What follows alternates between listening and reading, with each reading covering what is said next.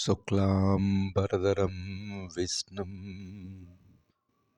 చతుర్భుజం ప్రసన్నవదనం ధ్యాయేత్ సర్వవిఘ్నోపశాంతయే. అన్ని విఘ్నాలను అధిగమించి దిగ్విజయంగా మన దినచర్యలు సుఖంగా అవరోధం లేకుండా దిగ్విజయంగా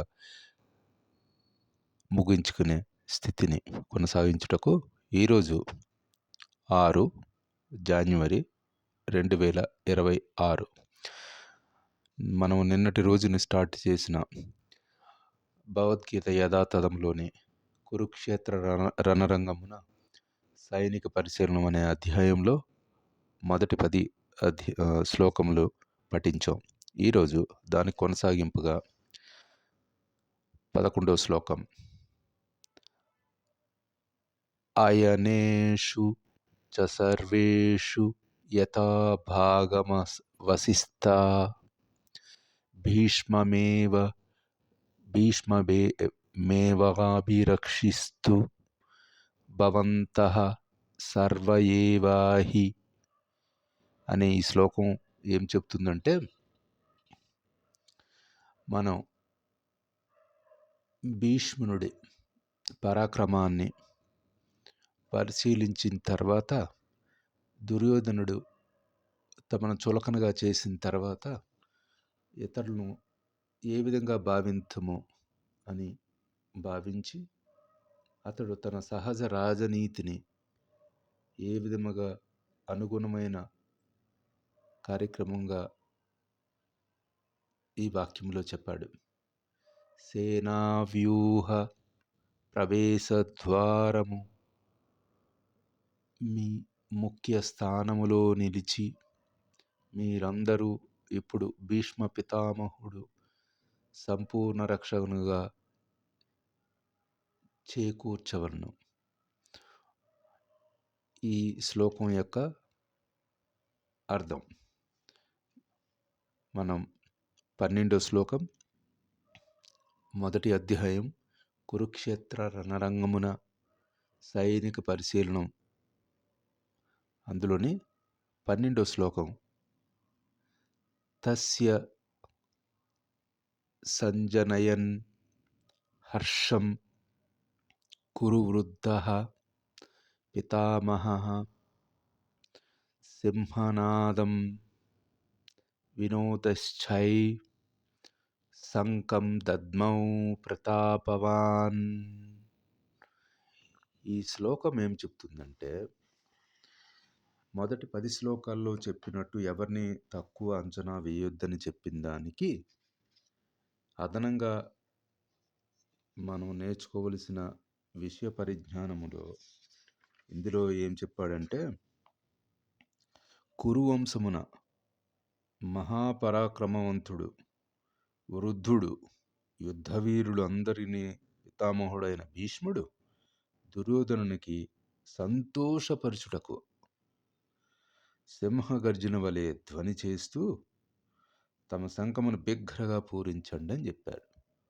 అంటే యుద్ధానికి రెడీ అయ్యండి అని ఈ భీష్మ పితామహుడు పర్యవేక్షణలో కురువృద్ధుడైన మనుషుడైన దుర్యోధనుని హృదయంలో అంతర్గత భావనను గ్రహించి అతని పట్ల గల సహజమైన దయతో సింహమును వలె తన స్థానమును మిక్కిలి బిగ్గరగా సంకారం చేసి అతడిని సంతోషపరచుటకు ప్రయత్నించను.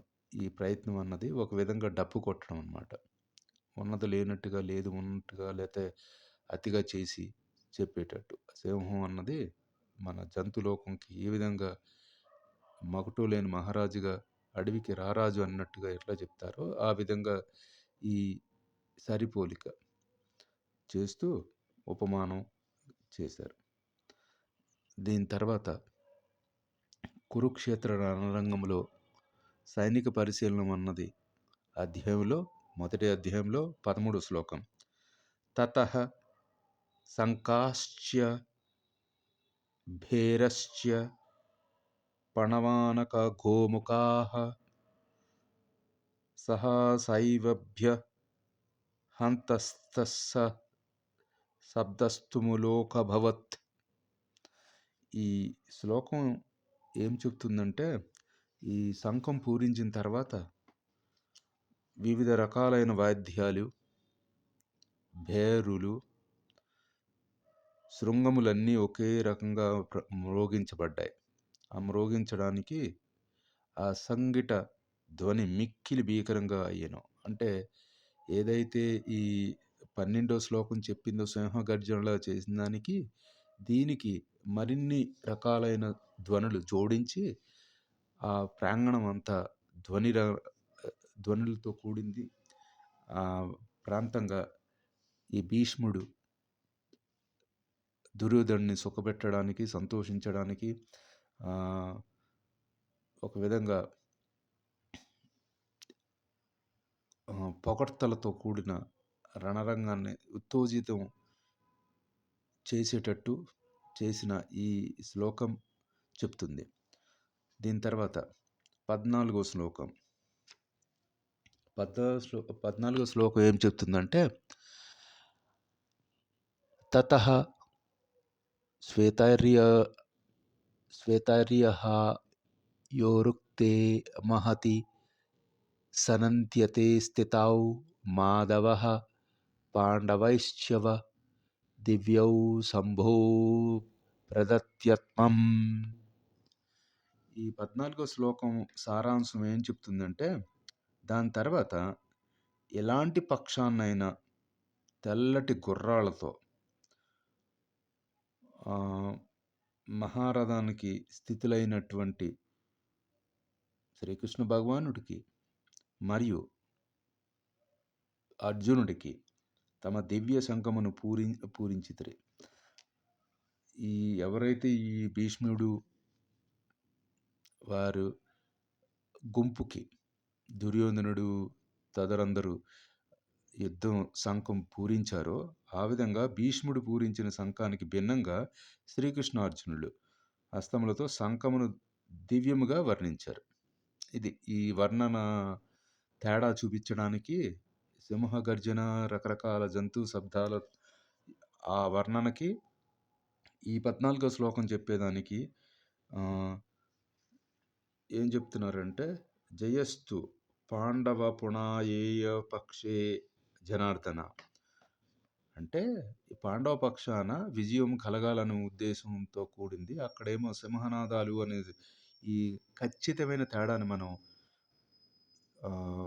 మేబీ మోడర్న్ లైఫ్లో మనం చెప్పాలనుకుంటే సైకలాజికల్ డిజార్డర్ని, సైకలాజికల్ థాట్ ప్రాసెస్ని మనం తెలుగులో సామెత ఉంది, మతి ఎలా ఉంటే గతి ఎలా ఉంటుందని. మీరు పాజిటివ్ ఆలోచిస్తే పాజిటివ్ వస్తుంది, నెగిటివ్ ఇదంతా దుశ్చర్యలు ఏ రకంగా వాళ్ళ పుర్రె నిండా నిండి ఉన్నాయో అన్నది చెప్పడానికి ఒక తార్కాణం.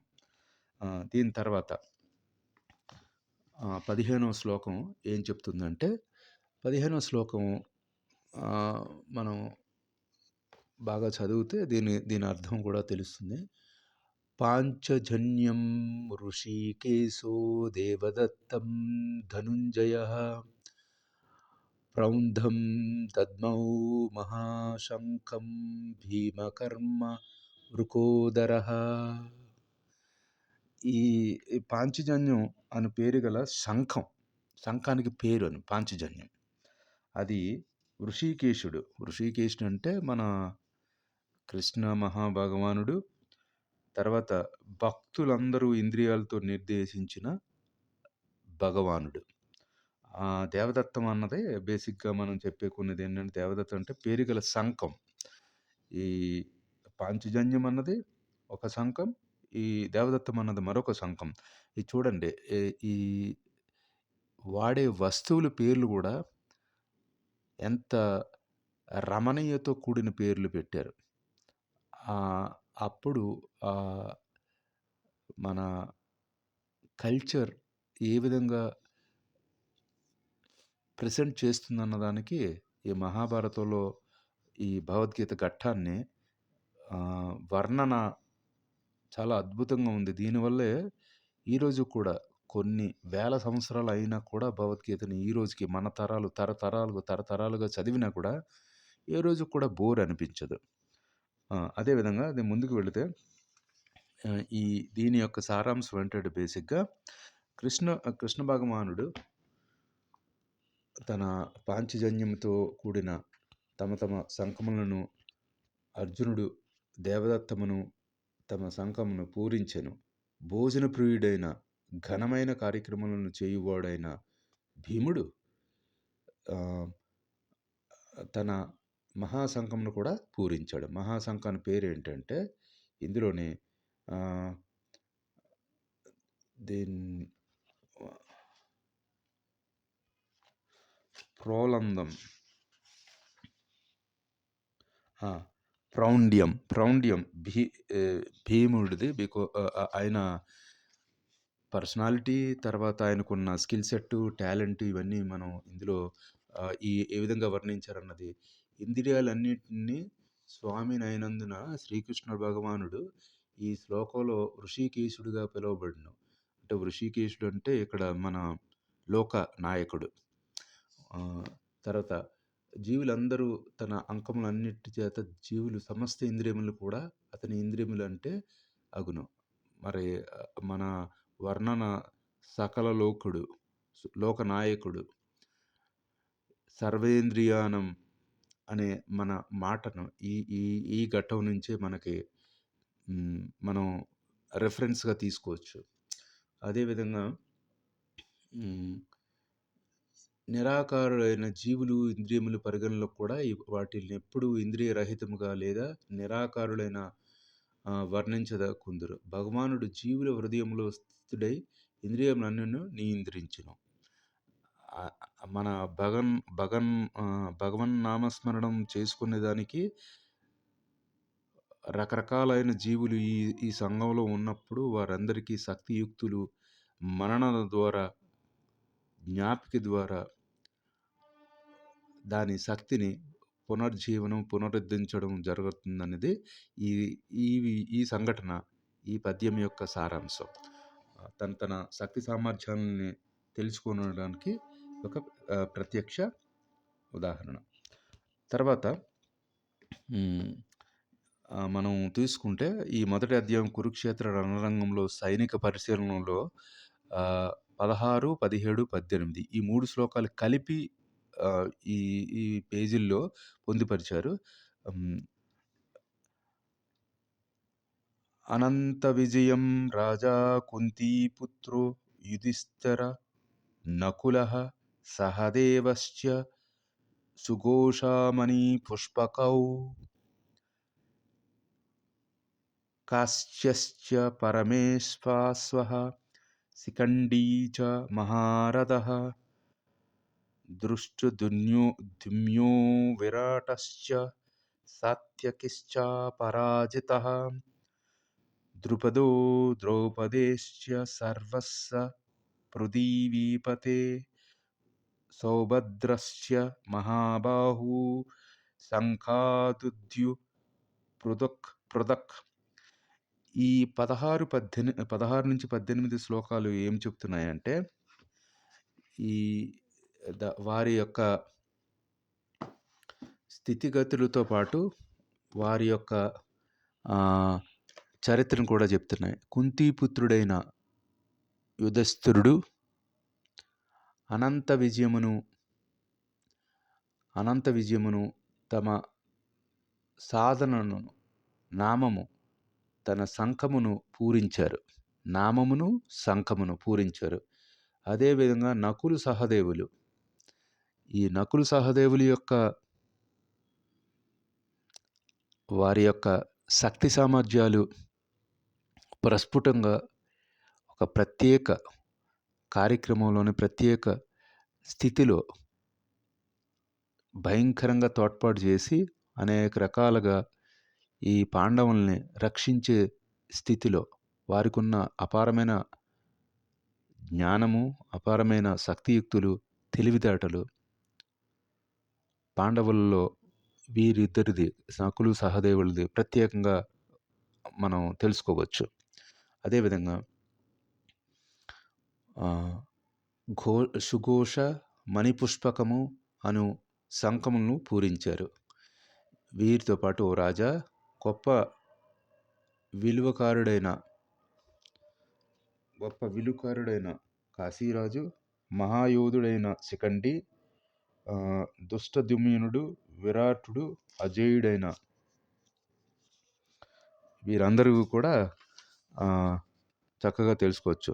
సాత్యకి, ద్రుపదుడు, ద్రౌపది పుత్రుడు, గొప్ప పరాక్రమము గల సుభద్రాపుత్రుడు వంటి వీరులందరినీ వారి వారి శంఖాలు పూరించారు. అంటే ఎవరు యుద్ధానికి రెడీ అయ్యారు, యుద్ధానికి సమ్మతి తెలిపారు అన్నదానికి ఈ శ్లోకం యొక్క వీరందరి వీరుల పేర్లు మనం ఈ శ్లోకంలో చూడొచ్చు. 16-18. అన్యాయంగా పాండవపుత్రులను మోసగించి రాజసింహాసనమును కైవసం చేసుకుని వారిని వనవాసము పాలు చేసిన తన పుత్రులను కట్టబెట్టడానికి ప్రయత్నించిన అధర్మ యోచన ఏ విధంగా ప్రశంసనీయం కాదని ధృతరాష్ట్రునికి సంజయుడు గొప్ప నేర్పుతో తెలియజేశాను. ఈ శ్లోకంలోనే ఇది అన్యాయం అని చెప్పిన కురువంశమంతయు ఈ మహాసంగ్రామంలో సంచరించి సూచనలన్నీ అప్పటికే స్పష్టమయ్యాయి. సో కురువంశంలో ఎవరు ఏ విధముగా ఆ సంగ్రామంలో సూచనలు స్పష్టమైన పితామహుడైన భీష్ముడు మొదలుకొని అభిమన్యుని వంటి మనుజుల వరకు ఇతర అనేక ప్రపంచ దేశాల నుంచి వచ్చేసిన రాజులందరూ యుద్ధరంగంలో నిలిచి ఉన్నారు. సో వీరందరి ద్వారా మనకు తెలిసింది ఏంటంటే ఎవరు సమ్మతి ఇప్పుడు మన ప్రస్తుతం ప్రపంచ నడవడిక ఈ యుద్ధ రణరంగా జరుగుతున్న అనేక దేశాల స్థితిగతులు తెలుసుకుంటే మహాభారతంలోకి ఏదో కొత్తగా అనిపించదు. మనం చుట్టూ జరుగుతున్న కార్యక్రమంగానే మనకి ఈ ఈ శ్లోకాలు మనకి తెలియపరుస్తున్నాయి. దీంతో పాటు తర్వాత 19వ శ్లోకం. 19వ శ్లోకం ఏం చెప్తుందంటే నఘోషో దార్తారాష్ట్రాణం హృదయాని వ్యదారయత్ నభశ్చ పృథివీం చైవ తుములోభ్యభానునాదాయాన్. వివిధ రకాలైన శంఖాలు ధ్వని మిక్కిలి భీకరమైంది. ఎలాగా ఉంది అంటే అది భూమి ఆకాశాలు రెండింటిని ప్రతిధ్వనించేటట్టు, అంటే అంత భీకరమైన శబ్దాలు. ధృతరాష్ట్రపుత్రుడు హృదయమును ఛేదించును. అంటే వారు ఏ విధముగా భీష్ముడాజ్ఞతో సింహం వలె గర్జించడానికి శంఖారామం పూరించి దానికి ప్రతిగుణంగా వ్యతిరేక దిశలో మరి 2 విరోధ గుంపులు యుద్ధ రణరంగంలో కూర్చున్నప్పుడు వారు చేసేదానికి వ్యతిరేకంగానే ఉంటుంది, లేకపోతే ఇంకా బిక్కరగానే ఉంటుంది, ఇంకా అతిగానే ఉంటుంది. ఆ స్థితిని మనం ఈ 19వ శ్లోకంలో మనం తెలుసుకోవచ్చు. ఈ భూమి ఆకాశాలు రెండింటినీ ప్రతిధ్వనిస్తూ ధృతరాష్ట్ర పుత్రులందరికీ హృదయాన్ని ఛేదించును. అంటే వారి హృదయానికి గుచ్చుకుంది ఏ విధముగా ఉంటుందనేది భయంకరమైన సౌండ్తో. దీని ద్వారా 20వ శ్లోకం ఏం చెప్తుందంటే అత వ్యవస్థితాన్ దృష్ట్యా ధార్తరాష్ట్రాన్ కపిధ్వజ ప్రవర్తతే శస్త్ర సమాప్తే ధనురుద్యమ్య పాండవః ఋషికేశం తథా వాక్య మిదమహామహీపతే. 20వ శ్లోకం ఏం చెప్తుందంటే ఇప్పుడు రణగణ ధ్వనులతో ఆ వాతావరణం అంతా భీకరంగా ధ్వనులతో నిండి ఆకాశము భూమి మొత్తం ప్రతిధ్వనిస్తున్నాయి. ఆకాశాలు 2. ఇప్పుడు ఆ స్థితిలో ఈ సమయాన పాండుసుతుడైన అర్జునుడు కపిధ్వజము కూర్చబడిన రథమును స్థితుడై తన ధనస్సును చేపట్టి బాణములు విసురుటకు సిద్ధమైనాడు. అంటే ఏ విధముగా యుద్ధ రణరంగము ధ్వనులతో నిండి ఇంక యుద్ధానికి తలపడడానికి ఎవరు ఏ రకంగా వారి తయారీతనాన్ని, ప్రిపేర్డ్‌నెస్ ఏ విధముగా మనం ఈ వర్ణన జరిగిందన్నది ఈ మహాభారతంలోని మొదటి అధ్యాయం కురుక్షేత్ర రణరంగమున సైనికుల పరిశీలనం అన్న అధ్యాయంలో 20 శ్లోకం ఏం చెప్తుందంటే, ఈ అర్జునుడు, ఓ రాజా, హృదయములుగా ఏర్పడి ఉన్నట్టి ధృతరాష్ట్రపుత్రులను చూచి అర్జునుడు శ్రీకృష్ణ భగవానుడితో ఏం పలికాడన్నది ఈ ఎందుకంటే వాళ్ళందరూ కుటుంబ సభ్యులే, కలిసిమెలిసి తిరిగిన వాళ్లే, విరోధులైనప్పటికీ ఈ రాజ్యానికి అన్యాయంగా దోచుకున్న, వనవాసానికి పంపించిన మోసపూరితమైన చర్యలతో అయినా కూడా రక్త సంబంధికులు, చుట్టాలు, బంధువులు, వారి చుట్టూ అందరూ తెలిసిన వారు. అది ఆ స్థితిని ఇప్పుడు శ్రీకృష్ణ భగవానుడితో ఈ విధంగా చెప్పాడు. యుద్ధం కొద్ది సమయంలో ఆరంభం కాబోతుంది.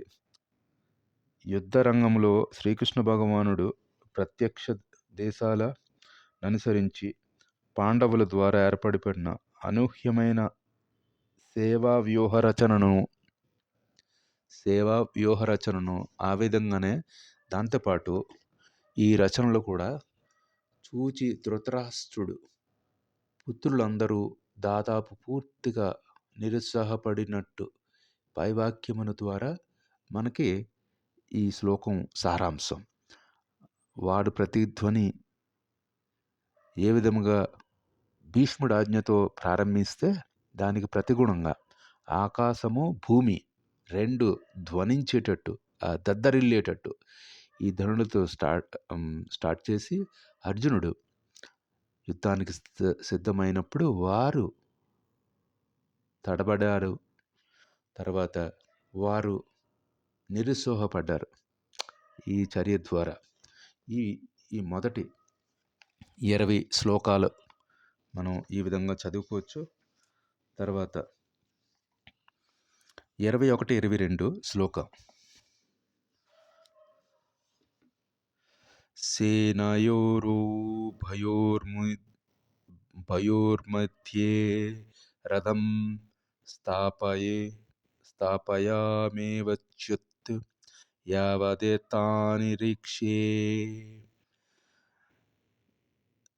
యావదేతానిరీక్షేऽహం యోద్ధుకామనవాస్థితాం ఖైర్మయ్య సహ యోద్ధవ్యమస్మిన్ రణసముద్యతే. సో ఈ 21, 22 శ్లోకాలు ఏం చెప్తున్నాయంటే, ఎప్పటి వరకు ఉన్న వారి ఉత్సాహము, నిరుత్సాహాన్ని చర్యల ద్వారా ప్రత్యర్థి గ్రూపులుగా మనం చూసుకున్నప్పటికీ అర్జునుడు ఇట్లా చెప్పాడు, ఓ అచ్యుత యశోదపుత్రుడా. ఇవన్నీ పర్యాయ పదాలుగా మనం కృష్ణుడికి మనం చెప్పుకోవచ్చు. అచ్యుత, దయచేసి నా రథమును 2 సేవల నడుమ నిలుపుము. తద్వారా యుద్ధము చేయగోరి ఇక్కడ ఉపస్థితులైన వారిని మరియు ఈ మహాసంగ్రామం ఎవరితో నేను యుద్ధం చేయవలసి ఉండునో చూడగలుగుదును. అర్జునుడికి మెంటల్లీ, ఎమోషనల్లీ ఏంటి స్థితి అన్నది తెలుసుకోవడానికి 2 ప్రత్యర్థి సహ గ్రూప్, ఈ 2 గుంపుల ద్వారా మధ్యలో తన రథాన్ని, ఎందుకంటే ఇప్పుడు ఇక్కడ అర్జునుడి రథం నడిపేది కృష్ణుడే. సో ఈ ఆజ్ఞ ఏ విధంగా చెప్తాడో ఆ విధంగానే కృష్ణుడు కూడా పాటించవలసి ఉంటుంది. ఈ స్థితి. ఇప్పుడు 23వ శ్లోకం ఏం చెప్తుందంటే, యుద్ధం స్టార్ట్ అవుతుంది. యుద్ధానికి స్టార్ట్ అయ్యే ముందు ఈ చర్యలన్నీ మనం చూడొచ్చు.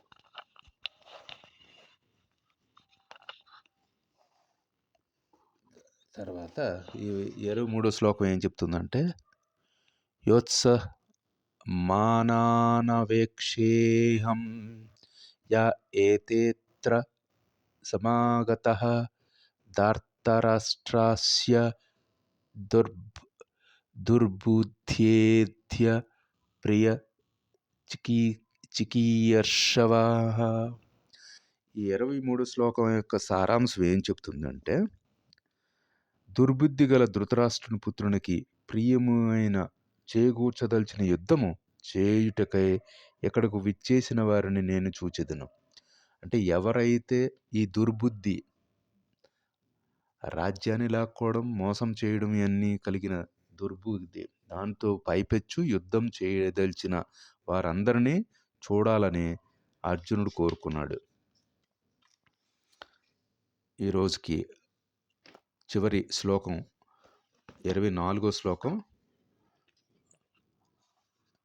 ఇప్పుడు సంజయ్ ఉవాచ, సంజయ్ చెప్తున్నాడు, ఏవముక్తో ఋషికేశో గుదాకేశేన భారత సేనయోరుభయోర్मध्ये స్థాపయిత్వా రథోత్తమం. సంజయుడు పలికాడు. అర్జునుడు, సంజయుడు అంటే ఇక్కడ అర్జునుడు ఏం చెప్తున్నాడంటే, ఓ భారత వంశీయుడా, అర్జునుడు ఏ విధంగా సంబోధించాడు. ఏ విధంగా అంటే, శ్రీకృష్ణ భగవానుడు ఉత్తమమైన రథమును ఇరుపక్షములకు చెందిన సేవల నడుమ నిలిపెను. రథసారథి, పార్థసారథి అనే మాట ఈ విధముగా మనం కృష్ణుణ్ణి అనుసరించడానికి, కృష్ణుని గుర్తించడానికి ఈ పదం మనం అనేక సార్లు, అనేక సందర్భాల్లో, కొంతమంది పేరు కూడా తన నామంగా పెట్టుకుంటారు. ఈ శ్లోకంలో అర్జునుడు గుడాకేశుడుగా పేర్కొనబడ్డాడు. గుడాకేశుడు, గుడాక అంటే అనగా నిద్ర. ఈ నిద్రను జయించిన వాడు గుడాకేశుడు. నిద్ర అనగా అజ్ఞానము అను అర్థం కూడా కలుగుతుంది. అంటే ఇక్కడ అజ్ఞానాన్ని జయించిన వాడు అంటే జ్ఞానం కలిగిన వాడు అని అర్థం. దాంతోపాటు అర్జునుడు శ్రీకృష్ణ భగవానుడితో తనకు మైత్రి చేత నిద్ర మరియు అజ్ఞానం రెండింటినీ జయింపగలిగాడు. అంటే తన తప్పొప్పులను గెలుచుకున్నాడు అని అర్థం. ఇది మాటి మాటికి మనం నిగూఢంగా తెలుసుకోవడానికి అనేక సందర్భానుసారం, contextually we need to look at that. శ్రీకృష్ణుని శుద్ధ భక్తుడవుడి చేత శ్రీకృష్ణుడు క్షణమైనను మరవకుండెను. ఇది శ్రీకృష్ణుని మాటిమాటికి సదా స్మరించుకుంటున్నాడు. అదే భక్తుని స్వభావం. నిద్రలోనైనను మెలకువలోనైనను భక్తుడు నిరంతరం శ్రీకృష్ణుని నామ రూప గుణ లీలను స్మరించి ఉండలేకపోతున్నాడు. అంటే అలాగా తలుచుచున్నాడు. ఈ విధంగా శ్రీకృష్ణుడు నిరంతరం శ్రీకృష్ణుడి స్మరిస్తూ నిద్ర, అజ్ఞానం రెండింటినీ సులభంగా జయించగలిగను. ఇదే కృష్ణ చైతన్యము లేదా సమాధిగా పిలువబడుతుంది. సో ఈ శ్లోకం ఏం చెప్తుందంటే, ఈ అర్జునుడికి శ్రీకృష్ణుడికి కలిగిన అభినవ సంబంధం, బామర్దులనే బంధం పక్కన పెడితే, భక్తి ఏ విధముగా తన స్మరణను మనం ఈ శ్లోకంలో తెలుసుకోవచ్చు. సర్వే జనా సుఖినో భవంతు. స్వస్తి.